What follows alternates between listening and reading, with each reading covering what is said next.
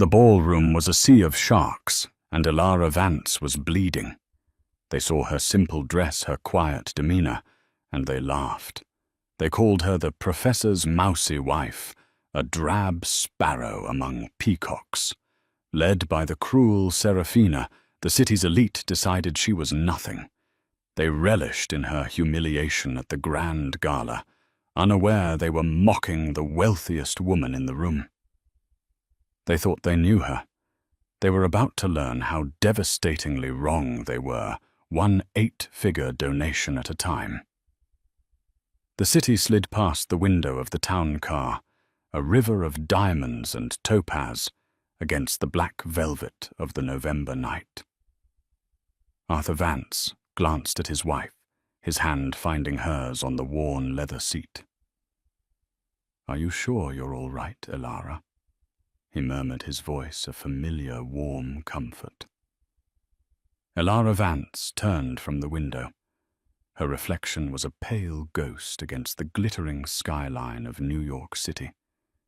She was, as always, a study in understatement, while the other women descending on the Grand Astoria ballroom would be encased in the latest confections from Chanel or Dior.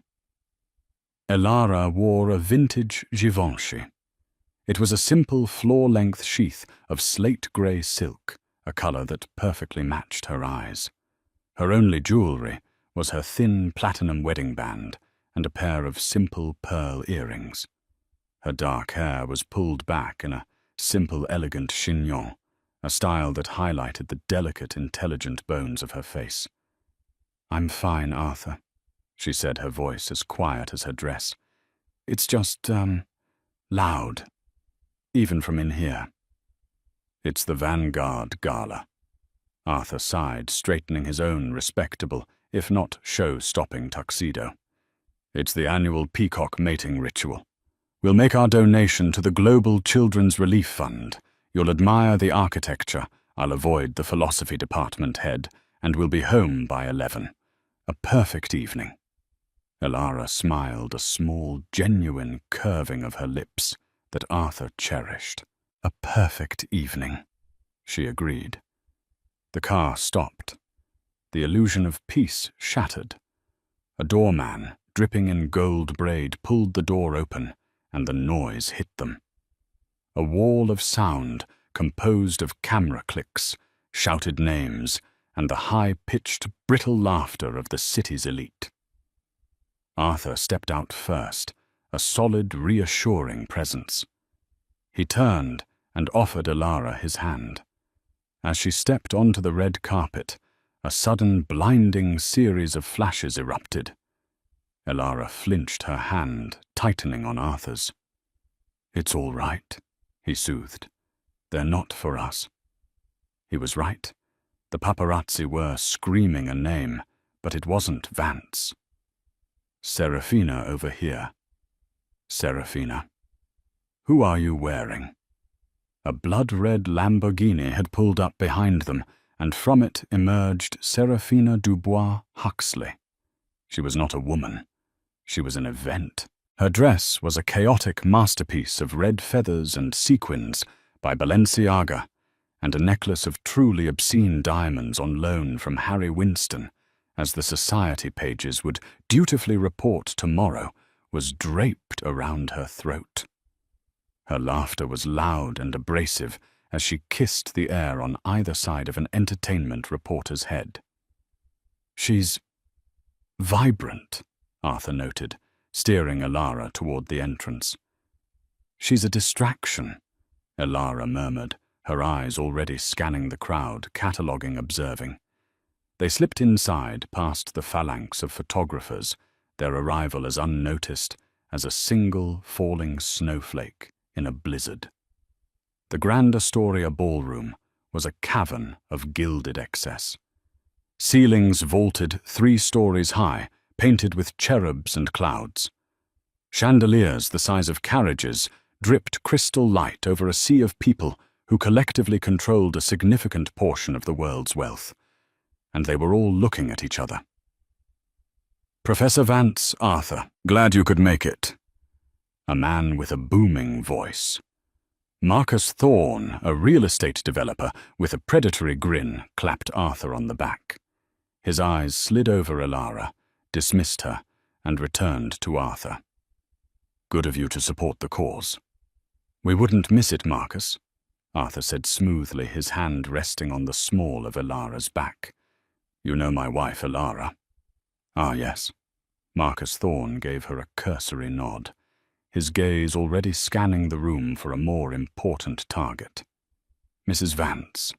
Lovely. Now, if you'll excuse me, I see a Rockefeller." He was gone, swallowed by the crowd. "Charming," Elara said, her voice dry. "He's a Philistine," Arthur said, leading her toward the champagne table. "But a necessary one, I'm told." They hadn't taken 5 steps before they were intercepted. Seraphina Dubois Huxley had finally made her entrance, and she moved through the crowd.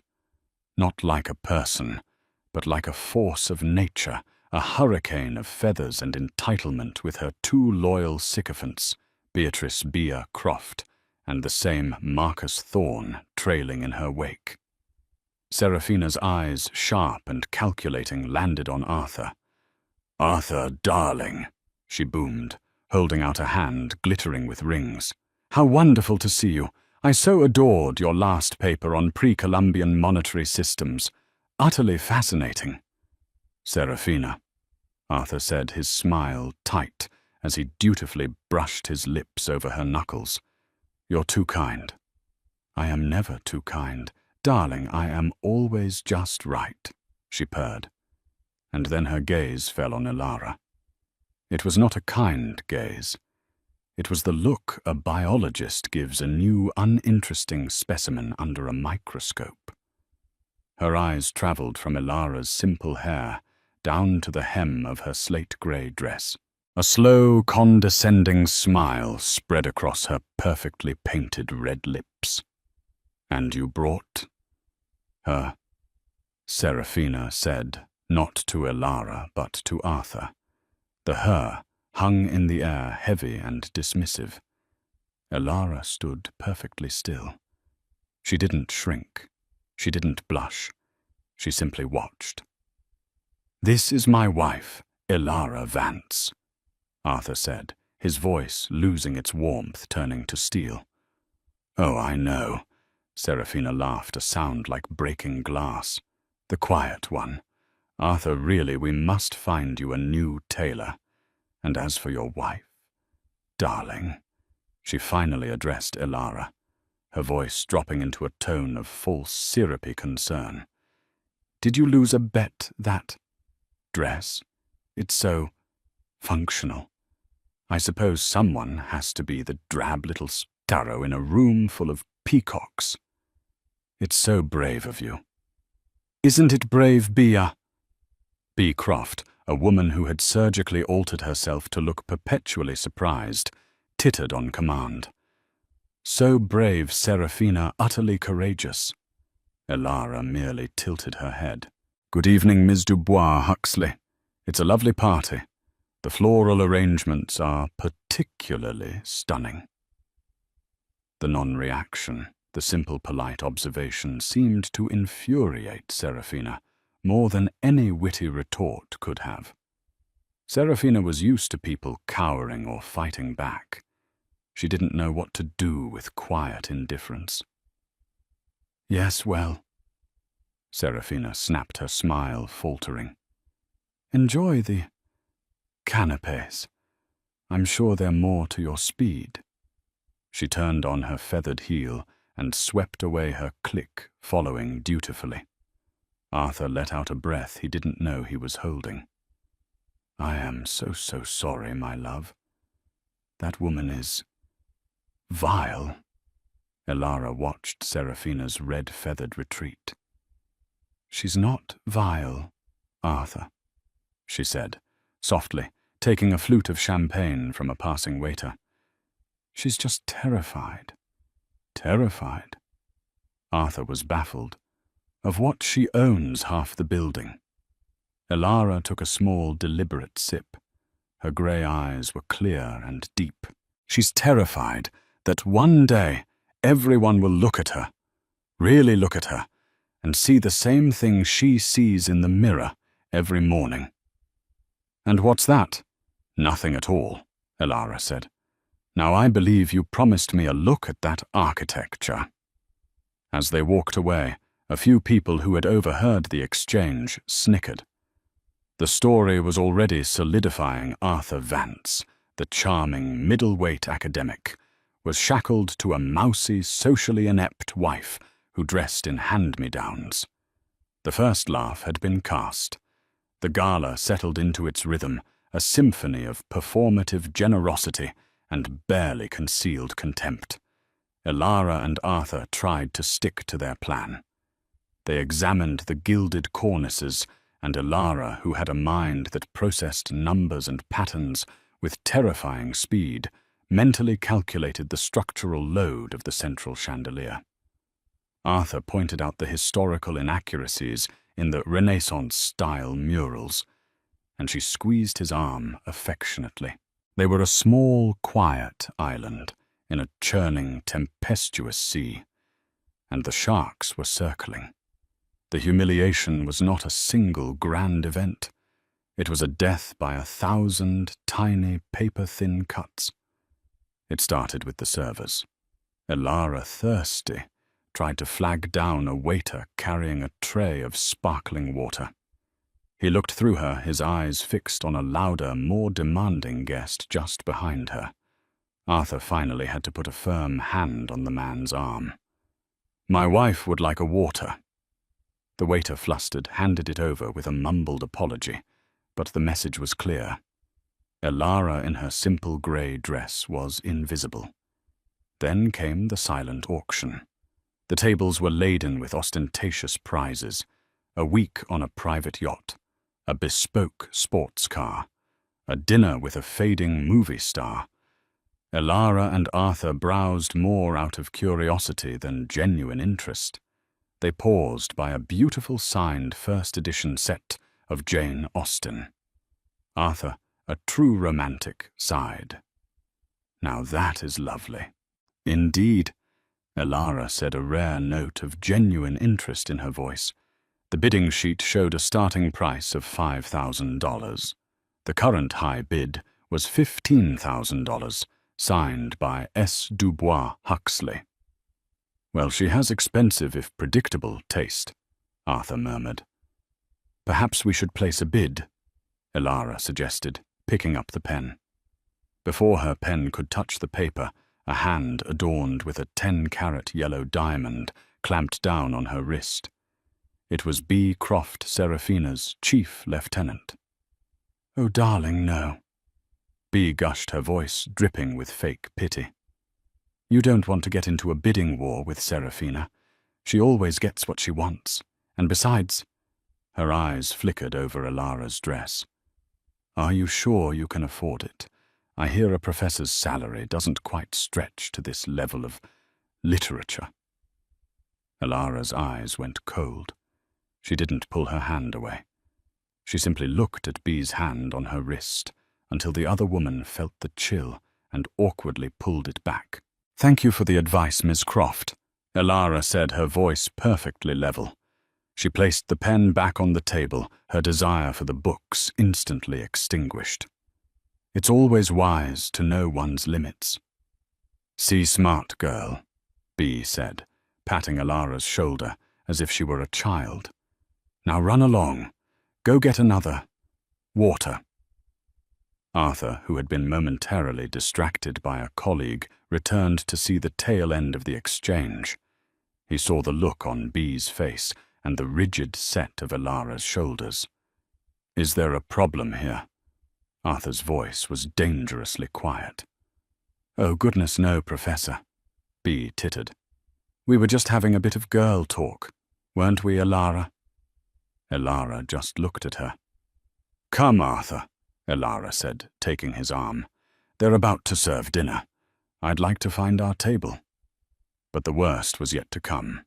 As they navigated the crowded floor toward the dining area, Seraphina herself orchestrated the main event.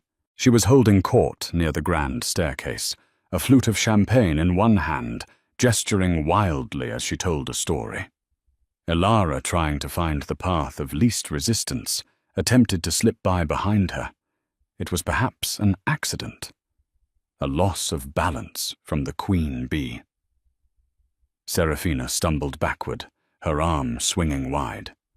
Her full flute of champagne, pink sticky champagne, arced through the air and splashed directly down the front of Elara's slate-grey dress. A collective theatrical gasp went up from the circle around Serafina. The music seemed to dip. The chatter died. Elara stood frozen, the cold liquid soaking through the delicate silk, a large dark stain spreading across her chest. "Oh my God!" Serafina shrieked, her hands flying to her mouth in a perfect pantomime of shock. "Oh, you poor, poor thing! I am so clumsy!" She burst into that high, brittle laugh. "But then again," she said, her voice dropping to a stage whisper that carried across the entire room, "who could even tell? It's just grey. Perhaps I've done it an improvement. Added a little colour to your world, darling." Marcus Thorne and B. Croft howled with laughter. Others farther away just stared, caught between embarrassment and the cruel theatre of it all. Elara didn't say a word. She looked down at the stain, then up at Serafina's triumphant, smiling there. Arthur, his face a mask of thunder, was already shrugging out of his tuxedo jacket to cover her. "That's enough, Serafina." Arthur's voice was a low growl. "Enough, darling, it was an accident." Serafina scoffed. "Though really," she added, leaning in conspiratorially, "you should thank me. That dress was a tragedy. Now it's a statement." Elara put a hand on Arthur's chest, stopping him. She looked directly at Serafina. The ballroom held its breath, waiting for the mousy wife to cry, to scream, to run. Elara did none of those things. She simply reached up, took the sodden napkin offered by a panicked waiter, and began to dab very precisely at the stain. "It's quite all right, Miss Dubois Huxley," Elara said, her voice clear in the sudden silence. "It's just a dress, and you're right. Accidents happen." She turned to her husband. "Please put your jacket back on, Arthur. You'll be cold. A little champagne won't hurt me."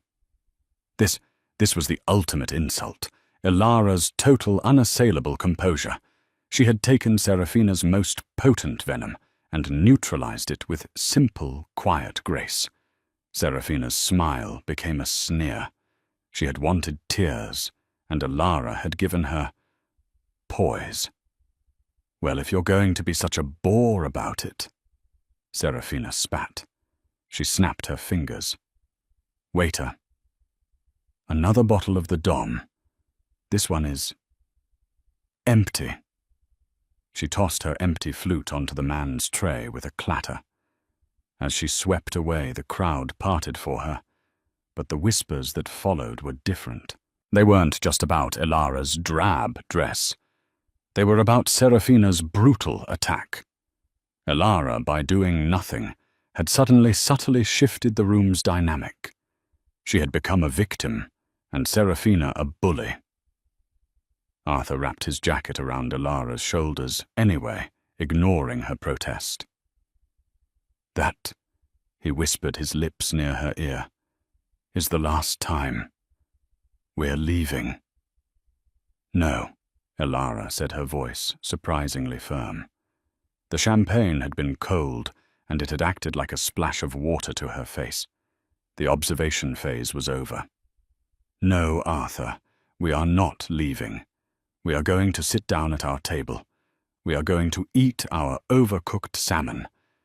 And we are going to make our donation." She looked up at him, and her grey eyes, usually so calm now, had a spark in them. A tiny burning ember. "I believe," she said, "it's time to show them what functional really looks like." They found their table. It was as they'd expected, in the Siberia of the ballroom near the kitchens, with a lovely view of a service corridor. They were seated with a junior city councilman, a retired opera singer, who had brought her cat in a jeweled carrier, and two distant cousins of the event's founder, who were arguing about an inheritance. Elara, now draped in Arthur's oversized tuxedo jacket, seemed perfectly content. She ate her salmon, complimented the cat, and listened politely as the councilman explained his plan for zoning reform. "She's handling this better than I am," Arthur muttered to himself, pushing his food around his plate. He was furious. He was a man of books and ideas, and this world of performative cruelty, this waste, it grated on his soul. But Elara, she was processing. From the main stage, the auctioneer, a man with a slick tuxedo and a voice that could charm a snake, kicked off the main event. "Ladies and gentlemen," he boomed, "we've had the silent auction, but now it's time for the real generosity to begin. Remember what we're here for. The children, the Global Children's Relief Fund." A slickly produced video played on the massive screens, showing smiling children in clinics and schools built by the fund. It was emotional, effective, and designed to open wallets. Elara watched her face unreadable. Then the bidding began. "First up," the auctioneer shouted, "a private one-week stay at a villa in Tuscany, private chef included. Do I hear $50,000? A dozen hands flew up. Serafina Dubois Huxley bids $75,000, the auctioneer pointed. Marcus Thorne counters at $80,000. Serafina comes back at $100,000. Serafina was on her feet, a new glass of champagne in hand, blowing kisses. She won the villa for $120,000 to thunderous applause. Next up, a walk-on role in a new Marvel movie. Then a custom-designed experience with a celebrity chef. Serafina or one of her clique bid loudly and ostentatiously on every single item. They weren't just donating. They were conquering. They were buying their status in the room, one extravagant purchase at a time. Elara watched a small black notebook, one she always carried, appearing in her hand. She uncapped a simple black pen and began to write. Arthur, curious, leaned over. "What are you doing?" "Writing a review of the salmon." "I'm doing math," Elara whispered back, not looking up. "The villa has a market value of generously $40,000. She paid $120,000. That's an $80K charitable write-off. The walk-on role, valueless, but the cachet of bragging about it. She values that at $50,000. She's not buying items, Arthur. She's buying social capital, and she's getting it at a 3-to-1 premium." Arthur blinked. "You see all that?" "I see the numbers," Elara said. "The numbers never lie." The master of ceremonies, a genial TV host named David Chen, finally retook the stage. "What an incredible auction. Thank you, Serafina Marcus Bear, for your stunning generosity. Tonight, from the auction alone, we have raised $2,500. The room erupted. Serafina stood and took a bow, as if she alone had written the check. "A truly amazing number." David continued his smile, never wavering. "But folks, our goal for the new pediatric wing is $5 million. We are only halfway there." The mood sobered slightly. "And now," David said, "we come to the part of the evening, the pledge drive, where we ask you to open your hearts. We're going to put the thermometer on the screen. Our associates are in the aisles. You can pledge by cash, by card, or by raising your paddle. Let's see if we can close this gap. Let's see if we can get to $5 million for the children." A massive screen behind him lit up, showing the current total, $2,500,000. The music swelled. The lights dimmed. Waiters moved through the tables, offering more wine. Their other hand holding a tablet for donations. "Who will start us off?" David pleaded. "I will," Serafina shouted, her voice slurring slightly. She stood up again, weaving. "Put me down for another $250,000. The room exploded again. Serafina blew another kiss. The number on the screen jumped $2,750,000. "Thank you, Serafina. A queen of generosity," David cried. This triggered a small avalanche. 10,000, 25,000, the number crept up. 3 million, 3.2 million, 3.5 million, and then it stalled. The room grew quiet. The initial flurry of easy donations was over. They were still $1.5 million short. David Chen's smile was becoming strained. "Come on, ladies and gentlemen," he urged. "I know we can do this. Who has been saving their generosity for this very moment? Don't be shy."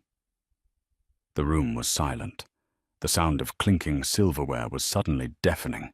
Serafina, seeing her moment, grabbed the microphone from a nearby coordinator's table. "David, darling, it's just awful," she said into the mic, her voice echoing through the ballroom. The feedback screeched. "Serafina, please," David began, but she waved him off. "It's just tacky," Serafina continued, her eyes scanning the room, and then, as if drawn by a magnet, landing on table 42 in the back by the kitchens. "It's just so tacky," she repeated, "that some people come to these events, eat the food, drink the champagne, and just take up space. They just sit there like little grey mice." Here she stared directly at Alara, while the rest of us who care, are shouldering the burden. It's pathetic." The room was mortified. Arthur was halfway out of his chair, his face white with rage. "Alara, that's it. We're leaving now." But Alara didn't move. She was looking at the screen, not at Serafina, not at the people staring, at the numbers. 3,000. Goal, $5,000. She was still on her phone. Serafina had seen it earlier and mocked her. So rude, can't even pay attention. But Alara was paying attention. She took a sip of her water. She closed her small black notebook. She picked up her phone. Her fingers, long and elegant, began to type. "Alara," Arthur said, his voice raw. Alara didn't look up from her phone. Her thumb moved over the screen, pressing, swiping, confirming. "It's all right, Arthur," she said, her voice a low, calm vibration. "She's right about one thing." "What?" he asked, exasperated. Alara's thumb pressed the confirm button on her screen. A small transaction successful icon flashed. She finally looked up, her gaze cutting through the dim light of the ballroom past the jeering face of Serafina to the desperate face of the MC on the stage. "It is pathetic," she said. "They're not thinking nearly big enough. To understand what Alara Vance did next, you have to understand who she was. And no one in that ballroom save Arthur. And even he only knew 90% of it had any idea. Alara Vance was not Alara Vance. She was born Elara Vick, the daughter of a high school math teacher and a librarian in Omaha, Nebraska. She was a quiet child, a numbers girl. While other kids were playing house, Elara was learning Fortran. While they were at prom, she was winning national mathematics Olympiads. She went to Caltech on a full scholarship at 16. She was awkward. She didn't understand social cues. She understood binary. She saw the world not as a series of social interactions, but as a series of interconnected systems of inputs and outputs. And she saw very early on that the world systems were inefficient. In her dorm room at 19, she solved a problem that the brightest minds at Google, Amazon, and Microsoft were spending billions on predictive data compression. She wrote an algorithm.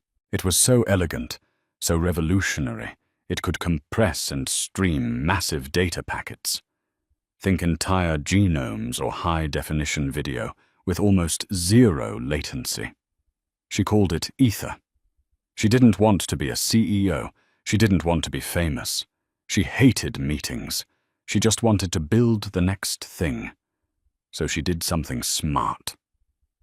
She licensed the core of Ether, not the platform itself, anonymously through a shell corporation she'd set up, with the help of a single, very discreet lawyer. The first check from a major defense contractor was for $50 million. She was 20 years old. She used that money to build the full Ether platform, a cloud computing logic core that was light years ahead of its competitors. By the time she was 22, every major tech company in the world was either using Ether's licensed tech or trying to buy the platform outright. When the Silicon Valley giants came knocking, they didn't find a young woman in a hoodie. They found a series of firewalled servers and a holding company registered in Delaware, Vance Aurelia Holdings. The Vance was for her grandmother. The Aurelia was for Marcus Aurelius, her favorite philosopher. When the bidding war for the majority stake of Ether concluded, Elara, now 23, was one of the wealthiest people on the planet. The final sale was for $22 billion. She had sold 90% of the company, but on one condition: she retained a 10% stake, a permanent and anonymous seat on the board, and final say over the Ether Foundation, the massive philanthropic arm she'd built into the company's bylaws. The world knew the name Ether. It was the invisible backbone of their smart homes, their streaming services, their stock markets. But the creator, the ghost in the machine, was unknown. The press called the anonymous founder EV and speculated it was a man. Elara, now with more money than God, did something truly radical. She vanished. She finished her degree. She moved to New York. And she went to the one place she had always felt safe, the library. She was working part-time for free as a researcher at the New York Public Library, just because she liked the quiet of the archives when she met Arthur Vance. He was a young, brilliant, and utterly broke history professor, researching a paper on the 12th century spice trade routes. He thought she was just another librarian. He was captivated by her mind, by the way she saw patterns he'd missed. He fell in love with the quiet girl who read Marcus Aurelius in the original Latin. When she finally told him 6 months into their relationship, he didn't believe her. Not until she took him to a small, unassuming brownstone in the village which she owned, and then showed him the other brownstone next door, which she also owned. She'd had the basements connected to, house her private server bank, and a full-scale analysis lab. So, he had said, sitting on her roof, looking at the stars, the $22 billion figure echoing in his head. The money. What do you do with it? Mostly I give it away, she'd said simply. But it's difficult. People behave strangely when they know. They stop being real. They want things. I don't like being wanted. I just like being. So you're EV, he'd asked. I'm Elara, she'd said, and I would very much like it if you would just call me Elara. So he did. They got married at City Hall. They bought a comfortable but not ostentatious apartment on the Upper West Side. Arthur kept his job at the university. Elara kept her job as the anonymous head of Vance Aurelia Holdings, managing a philanthropic and investment portfolio that dwarfed the GDP of small countries. The Ether Foundation became her primary tool. It was a silent giant. It didn't put its name on buildings. It funded the research. It endowed scholarships, paid for clean water infrastructure in 50 countries, and anonymously covered the debts of failing hospitals. Elara Vance lived her life by a simple code: observe, calculate, and act. And sitting at table 42 in her champagne-soaked dress, being mocked by a woman who valued a pair of shoes at 10,000. Elara had finished her calculations. Serafina's total contribution across all her performative bids was $370,000. It was a lot of money. But Elara on her phone had just checked the public records of the Dubois-Huxley Foundation. It had assets of $500 million. Serafina's donation represented less than 1/10 of 1% of her foundation's holdings. It was by Elara's math, a rounding error. A pathetic, insulting rounding error given the need. Elara looked at the video of the children. She looked at the total stalled at $3.5 million. She looked at her husband's angry, protective face.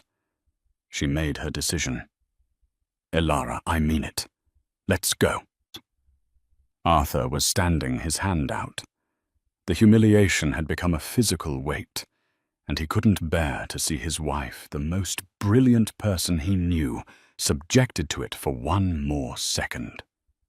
Sit down, Arthur, Elara said. Her voice wasn't a request. It was a quiet, calm command that cut through his anger. He stared at her, confused, and slowly sat. What are you doing? He whispered. I'm solving a problem, Elara said, her eyes on the stage. They have an insufficient funds issue. I have a liquidity surplus. It's a simple match. On her phone, she had just completed the transaction. A simple encrypted wire transfer from the Vance Aurelia Holdings primary philanthropic account to the Global Children's Relief Fund. The transfer was, by her standards, a modest one. She stood up. The entire table stared at her. Even the opera singer's cat looked up. Arthur's tuxedo jacket fell from her shoulders, pooling at her waist. She left it on the chair. She stood revealed in the slate-grey Givenchy dress, the dark, ugly stain of the pink champagne stark against the silk. She didn't try to hide it. She wore it like a battle scar. Elara, where are you going? Arthur asked, a note of panic in his voice. To talk to the event manager, she said.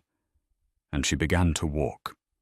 The ballroom was still trapped in that awful posturing silence left by Serafina's speech. The MC David Chen was on stage, his face fixed in a rictus of a smile, desperately trying to think of a way to salvage the evening. Come on, people, he was saying weakly. I know we can. He trailed off, watching as Elara Vance walked out of the shadows of Siberia. She didn't walk down the main aisle. She walked along the perimeter by the service stations, moving with a quiet, unhurried purpose. People turned to look. First it was the waiters, then the tables nearest the edge. A new whisper began. Who is that? It's the professor's wife. The one Serafina spilled on. Look at her dress. How embarrassing. Serafina saw her. She was back at her front and center table, preening. She nudged Bay. "Oh, look!" Serafina hissed loud enough for her table to hear. "The mouse is running, probably going to the bathroom to cry. So pathetic." But Alara wasn't going to the bathroom. She was heading for the side stage area, where a harassed-looking man in a headset, the event coordinator, was frantically talking to the lighting booth. Alara walked up to him. She waited patiently for him to finish yelling into his microphone. "And I don't care if the generator is—" He sensed someone standing next to him and turned annoyed. "What, can't you see I'm—" He stopped. He looked at Alara. He saw the stained dress, the quiet face. He saw in his mind a 2,500 a plate guest who was probably lost or about to complain about the salmon. "Ma'am, the restrooms are to the left. If you have a complaint—" "I don't have a complaint," Alara said, her voice barely audible over the din. "I need to speak to Mr. Chen, the MC." The coordinator laughed a short, sharp bark of stress. "Ma'am, he's in the middle of a show. We are $1.5 million short. I do not have time for—" "I know," Alara said. "That's why I need to speak to him. Or you can." "Speak to me about what?" he snapped. Alara held up her phone. On the screen was a bank confirmation, a wire transfer receipt from Vance Aurelia Holdings to the Global Children's Relief Fund. The coordinator squinted at it. He didn't understand. "Vance Aurelia. What is this?" "That is a donation," Alara said simply. "Great, fine," the coordinator said, waving his hand dismissively. "We'll add it to the—" "Wait." He looked again. His eyes scanned past the routing numbers, past the encryption codes, and landed on the amount. His face went white. The color drained from his skin, leaving a pasty, sickly pallor. His hand, the one holding the clipboard, began to shake. Is this a joke?" he stammered. "I don't joke about money," Alara said. "This is—" He couldn't say the number. He just pointed at the screen, his finger trembling. "Yes," Alara said. "But I have a request. I would like the donation to be anonymous, from a friend, but I would like the amount to be reflected on the thermometer." "Can you do that?" The coordinator, whose name was Mark, just stared at her. He looked from the phone to her face. He saw the stained dress. He saw the simple pearl earrings. He saw the professor's mousy wife. And he saw the number on the phone. Phone screen. His brain simply broke. "Ma'am," he whispered, his voice cracking. That's more than—" "Can you do it or not?" Alara asked, not unkindly. "I understand if your system can't process a donation of that size from the floor. I can wait until tomorrow." "No." Mark yelped suddenly, terrified. This impossible magical number would vanish. "No, I can... Yes, I can do it." He fumbled for his headset, his hands shaking so badly he almost dropped it. "David," he whispered, his voice hoarse. "David, get ready. Get ready. I'm patching in a new pledge. A big one." On stage, David Chen heard the crackle in his ear. "A big one? How big, Mark?" "Did we get another 50K? Mark looked at Alara, who was just watching him with those calm, grey eyes. "No, David," Mark whispered into the mic, his gaze locked on the quiet woman in the stained dress. "You're not going to believe me." David Chen was dying on stage. The air was thick with the smell of expensive perfume and the sound of failure. They were stalled at $3,500,000. It was a disaster. "Come on, New York," he pleaded, his TV host's smile frozen in place. One last push for the children. Silence. Then his earpiece crackled. It was Mark, his event coordinator, and he sounded like he was having a seizure. David, get ready. I'm patching in a new pledge. A big one. A big one. How big, Mark? David said, his voice hopeful. Did we get another 50K? There was a long, static-filled pause. Then Mark's voice came back, shaky and thin. No, David. You're not going to believe me. Just put it on the board, Mark. David snapped, his patience gone. Okay. Patching it to the main board, now. Behind David, the massive screen with the thermometer flickered. The total $3,500 blinked, and then it vanished. The number was replaced by a new donation entry, a new single-line item at the bottom of the pledge list. It read, Pledge, $30,000, $1,000, donor anonymous. Friend. For a full 3 seconds, the room did not react. The collective consciousness of the 800 people in the ballroom simply could not process the number. Their brains, attuned to $50,000 and $100,000, saw too many zeros. They thought it was a typo. Serafina at her table squinted. 30,000. Is that all? How cheap. No, Serafina. Marcus Thorne whispered, his face pale. Read it again. That's $30 million. The silence broke. It was not a gasp. It was a roar, a sound like a physical shock wave. 1,000, what? And, oh my God, all at once. The new total flashed on the screen. New total. $30,500,000. David Chen. The MC stared at the number. He turned to Mark in the wings, his face a mask of utter bewilderment. Mark, still shaking, pointed. He wasn't trying to point. It was an involuntary gesture. He was just pointing at Alara, who was standing right next to him. David followed the line of Mark's trembling finger. It led him to the professor's wife, the mousy woman in the stained grey dress. The spotlight operator, confused and panicked, thought David was trying to point out the donor.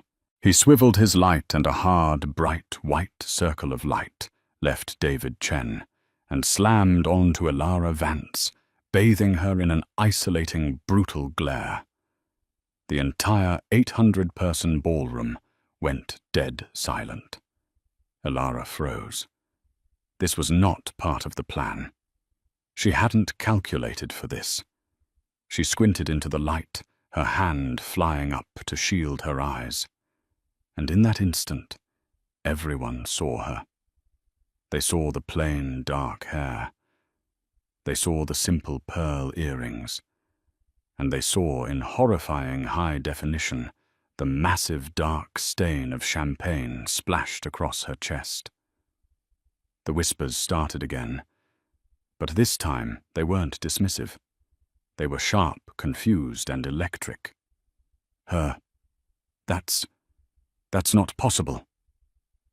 It's the professor's wife, 30 million. Her husband's a teacher. It's a mistake. It has to be a mistake. At the front table, Serafina Dubois Huxley was on her feet. Her face, a mask of perfectly applied makeup, was contorted in a mask of pure, unfiltered rage and disbelief. "That's absurd!" she shrieked, her voice cracking. "Stop the show, it's a joke. She's no one. She's nothing. She was screaming at David, at the technicians, at the universe. She's probably just taking credit." Serafina pointed a finger, her diamonds flashing. "She's a fraud. She's a pathetic little liar." The room was on a knife's edge. They wanted to believe Serafina. It made sense that Alara was a fraud. It made more sense than the idea that this quiet, unassuming woman in a ruined dress had just casually dropped $30 million. Alara, trapped in the spotlight, looked lost. She looked at Arthur, who was frozen at his table, his face a picture of stunned, terrified pride. She looked at Serafina, who was marching toward the stage, her red feathers practically vibrating with fury. "I demand to see the manager. This is an insult to the real donors." The entire gala was about to collapse into a brawl. And then a new voice cut through the chaos. "I can assure you, Ms. Dubois-Huxley, the donation is quite real." The voice was deep calm and carried the weight of absolute authority. The crowd parted. Striding from the VIP section, the tables reserved for the real money, the old guard, was Robert Chen. Robert Chen was not just the MC's uncle. He was the CEO of the bank that sponsored the gala. He was a man who didn't just attend galas. He approved them. His bank, the Bank of Metropolitan Trust, handled the accounts for half the people in this room. And as it happened, it was the primary domestic bank for the Global Children's Relief Fund. He walked past Serafina as if she were a piece of furniture and stopped at the edge of the stage looking at Alara, who was still blinking in the spotlight. He gave a short, formal bow. "Mrs. Vance," he said, and his voice was picked up by the still live microphone on the podium. The entire room heard him. "I must apologize. I was not aware you were in attendance this evening. Had I known E.V. herself was gracing us, I would have seated you at my table." A new, more profound silence fell. "E.V. Who is E.V.? Serafina stopped. What did you call her?" Robert Chen turned to Serafina. His eyes were cold. "I called her Miss Dubois-Huxley by the name we at the bank use for our most valued clients. The principal of Vance Aurelia Holdings." The name Vance Aurelia rippled through the financial types in the room. It was a ghost, a behemoth, a holding company that moved markets without ever making a sound. But, Vance," Serafina stammered. "Her name is Vance." Robert Chen nodded. "Indeed, a coincidence, I'm sure." He turned back to Alara. "Mrs. Vance, your friend's donation has just been confirmed by our wire transfer division. It is to date the single largest private donation in the history of this fund. We are speechless." The spotlight on Alara was no longer an accusation. It was an anointment. She just nodded once to Mr. Chen. "It's for the children," she said, her voice a quiet whisper that miraculously the microphone seemed to catch. They deserve it." "No." Serafina's voice was a desperate wail. "I don't believe you. She's a fake." Arthur was at Alara's side now.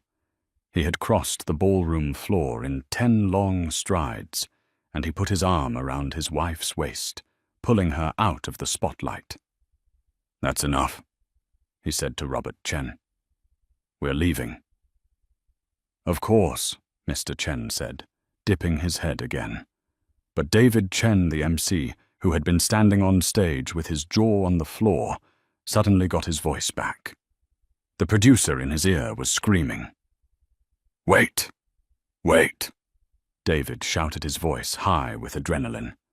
"Mr. Chen! Mrs. Vance! We have another announcement." He was holding a new card just handed to him by the frantic coordinator, Mark. "Ladies and gentlemen," David said, his voice shaking with a new wild excitement. The $30 million donation. It has He looked at the card, unable to believe the words. It has triggered a prearranged legacy match from... He paused. He looked right at Robert Chen, then at Elara. From the Ether Foundation.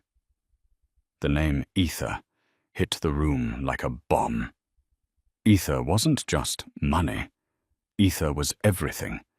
It was the invisible tech that ran their phones, their cars, their banks. The Ether Foundation, David read, his voice trembling, has a standing legacy match for the Global Children's Relief Fund. Any single donation over $25 million is matched, 5 to 1. He stopped. He did the math in his head. The room did the math with him. 5 to 1. 5 times 30 million. That's, David whispered, that's an additional $150 million. The sound that left the room was not a cheer. It was a single primal scream of disbelief. The thermometer on the screen exploded. The numbers spun like a slot machine, hitting the jackpot. $50, $1,000, $1,000, $100,000, $1,000, $1,000, $150,000, £1,000. It settled on a final impossible number. Grand total $183,500,000. In a matter of 90 seconds, Elara Vance had not just met the $5 million goal. She had funded the entire pediatric wing, endowed it for a century, and probably paid for the next 3 hospitals after that. The donation wasn't just more than every guest combined. It was more than the last decade of galas combined. Elara Vance looked at the number. She looked at the pandemonium. She looked at the flashing cameras, which were no longer on Serafina, but were burning into her. She turned to Arthur, her face pale, and whispered, "I think I overdid it."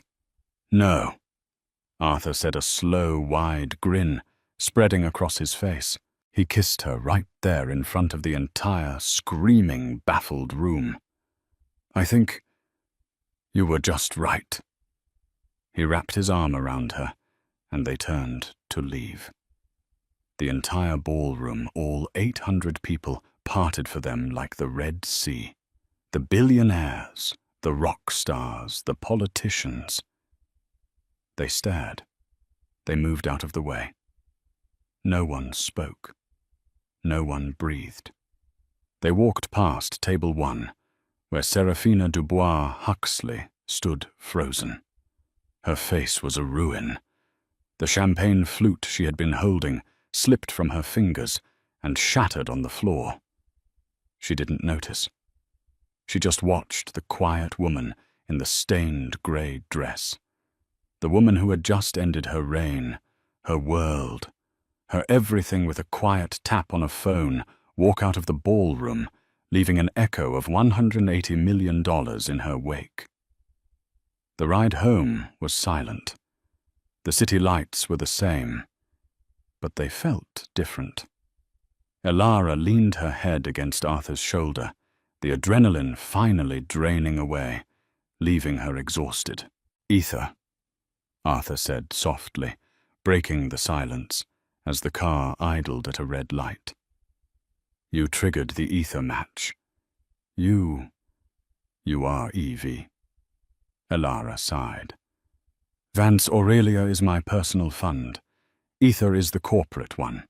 It was the most efficient way to maximize the capital. The match was already in place. I just activated it." "You activated it," Arthur repeated, and he started to laugh. It was a low, warm, bubbling laugh. "My God, Elara, you activated $150 million. It's not funny, Arthur. My anonymity is compromised." "My love," he said, turning to look at her, "your anonymity was a fortress. Tonight you just lowered the drawbridge, and you did it to stop a bully from hurting my feelings." "It wasn't," Elara started. "It wasn't just that. It was the children in the video, and—" she touched the still damp stain on her dress. "And it was the math. Serafina's donation was inefficient. It was an insult to the problem." The car pulled up to their brownstone. There were no paparazzi. Not yet. They were all still at the hotel trying to get a quote from a comatose Serafina. They went inside. Elara kicked off her simple heels. Arthur hung up his tux. Elara peeled off the ruined Givenchy dress and dropped it in the trash. She reappeared in an old, soft grey t-shirt, Arthur's, and a pair of flannel pants. She went into the kitchen and started to make tea. The next morning the world was on fire. The story was everywhere, not just on page 6. It was the front page above the fold headline in the Wall Street Journal and the New York Times. The ghost of ether mystery, donor EV, unmasked at Vanguard Gala. The $180 million mouse. Serafina's folly. How New York's queen was dethroned by a quiet professor's wife. The articles were brutal. They had photos. A picture of Serafina, her face contorted in a sneer. A picture of Elara trapped in the spotlight, her dress stained. A picture of the final impossible number on the board. Serafina Dubois Huxley was in a word finished. The Queen was a joke. Her clique had evaporated. Marcus Thorne was already giving off-the-record quotes about how he always found her a bit crass. B. Croft was rumoured to be on a plane to Switzerland. The Dubois Huxley Foundation was under review by the IRS, triggered by an anonymous tip about her creative accounting. Arthur sat at their kitchen table, a simple oak table, reading the paper on his tablet. Elara was at the stove making pancakes. "It says here," Arthur said, "that Elara Vance, the reclusive EV of ether, is poised to become the new quiet face of global philanthropy." "I don't want to be a face," Elara said, flipping a pancake. "I want to be a pair of hands." There was a knock at their door. Not a loud, demanding knock. A quiet, polite one. Arthur opened it. It was Robert Chen, the bank CEO, and a woman Arthur didn't recognize. "Professor Vance," Robert said, his voice hushed. "I apologize for the intrusion. This is Dr. Aris, the CEO of the Global Children's Relief Fund. We came to say thank you." Elara came out of the kitchen, wiping her hands on a dish towel. She was wearing her flannel pants and Arthur's t-shirt. Dr. Aris, a woman who had seen war zones and famines, looked at Elara, and her eyes filled with tears. "Mrs. Vance." "Elara, what you did, you haven't just funded a wing. You have funded the end of 3 separate tropical diseases. You have saved, quite literally, millions of lives." Elara looked uncomfortable. "It was the logical thing to do."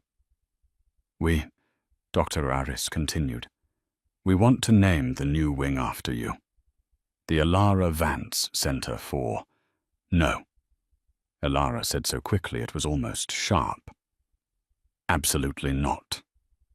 "But, no, I have one condition for the ether match."